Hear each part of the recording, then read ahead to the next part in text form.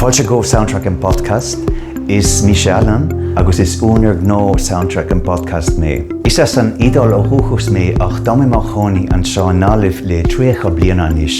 Is as ceanta dó hengach san idol mé ó thuchas, mar sin tigin táhar agus tarmhí an dó hengach is.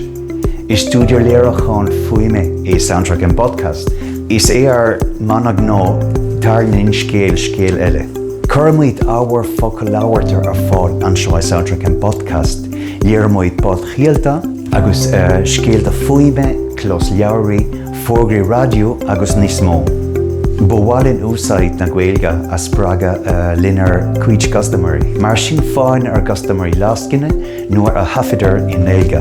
Agus beannamuid úsáid as Gaeilge ina rifoist agus ná meán Sheosaimh. Dá sé teacha galibh a hallú gan an Gaeilge, díreach má a bheith sé deacha galibh a hallú gan an ceol.